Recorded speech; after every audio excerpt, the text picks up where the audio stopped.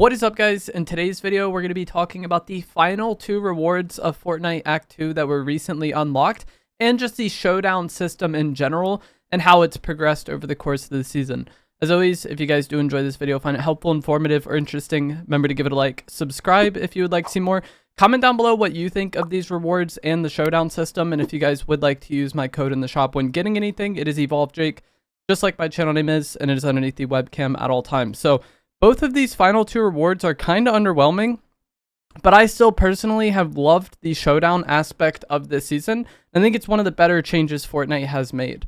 The first reward of these final 2 from the Ice King faction is going to be the Slipstream in the ice biome. This is essentially just a wind tunnel that allows you to fly around and glide or redeploy in the area. So it allows you to not only have more creativity with your movement, but also rotate out of this area faster. Most of these slipstreams are kind of going away from the frigid fortress castle, and this isn't super game changing, but it can be really helpful if you're in this castle or you like landing here, and maybe you're trying to go towards Sandy Strip or just that section of the map in general. You will get there much faster using this slipstream. There are also some on the other side of the castle that would be helpful in kind of going towards like Wonky Land or something like that as well.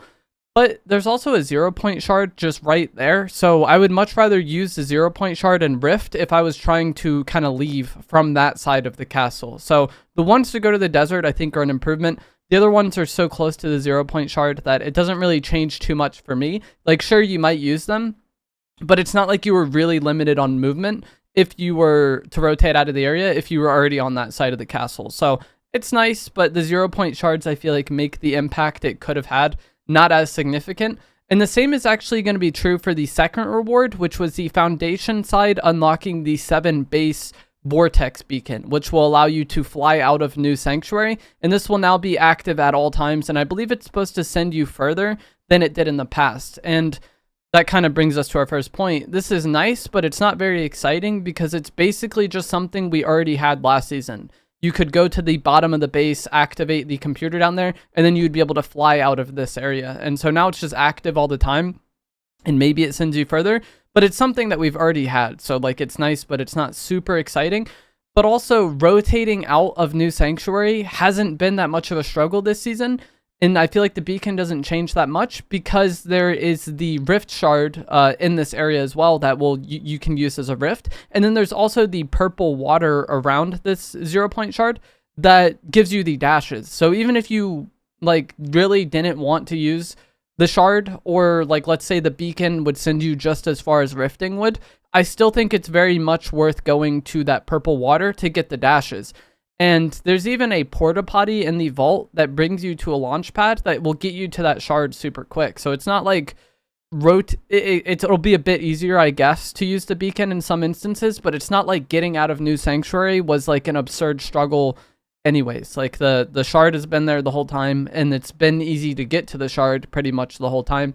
So while this is helpful, it's another one of those things that's not like super game changing or really changes how I feel about that area too much. I feel like the biggest impact this will have is just like early game, you could hit it and redeploy. And the beacon being open can make it a bit easier to maybe find the key card for the vault in that area, I guess, because you can kind of fly around the area and quickly check everything rather than just walking around. But overall, this beacon isn't very game changing. It's, you know, a nice addition, okay, but it's not like, holy crap, you need to get on and experience this, you know? And so these final 2 rewards for Act 2 aren't the biggest deal, and those are the final rewards for this act. And Act 3 is expected to be starting this Thursday, May 14th, and I believe this is rumored to be a big collab update, but that, you know, may or may not be correct. Also, the season in general is very close to being finished, with only 26 days left as of the time I'm recording this. I believe it starts June 5th. I think it's early June that it starts, or that season 3 will start. So this season is very close to being finished. Act 3 is very close to being started. And I feel like that's actually a surprise for a lot of people. When I saw that posted recently that there's only, 20 or so days left, I was like actually surprised, because I think this season has gone by pretty quick. And there won't be long between Act 3 starting and then the season ending. So Act 3 will go by very quick as well. And so now I just want to talk about the Showdown system in general in the pacing of this season, like content wise, because I think it has been incredibly good. I feel like the general tone of the community is very negative, you know, most of the time, but especially over the past year or so. I remember with the Star Wars season, the player count was lower than average, and that, you know, sparked up the discussion of Fortnite is dying, and that has kind of been going ever since. Recently, we had the layoffs at Epic Games and then the V-Buck price increase, and I feel like that has just added fuel to the fire in terms of the negativity or just the general tone or vibe of the community being pretty negative. I've seen a lot of people online saying the season has no content or it hasn't gotten any updates, and I feel like that is just wrong. Like, the Showdown system in of itself has added a lot of content to the game, but there's also been other changes that just came in the updates that we didn't need to unlock, like the April Fool's update, the Builders Barracks POI being added. There's probably others that I'm forgetting at this time. I personally really like the Showdown system, and this is probably one of my favorite things about this system, or sorry, about this season, and one of my favorite things that they've done in recent years. Not so much the different factions or, you know, Team Ice King versus Team Foundation. I know there's some drama there because people feel like it was rigged or whatever. I don't care about that. I'm just saying the way the content was unlocked over the course of this season or over the course of an act, I think was very well done and very, I wouldn't say exciting as a player, but like interesting as a player.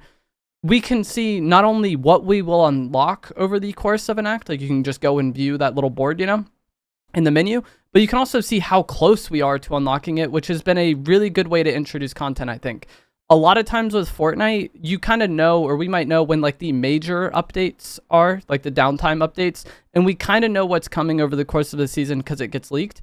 But a lot of weeks we don't really know when things will get added or if things will get added. If it's not one of those weeks where there's like a major update, it's like, maybe things will come out on Tuesday, maybe they'll add an item on Thursday. We don't really know. It's a bit of a guessing game at times. And then there's also weeks where just like nothing gets added if there's not a major update. Whereas with this rivalry system, it felt like we always had something to look forward to. You could go to this board and see like, okay, the next thing that's coming is the Infinity Blade, or we're going to be getting the new revolver soon. And maybe not all of these pieces of content are, you know, completely meta defining or game changing in the sense that it's like the best thing that you need to run at all times.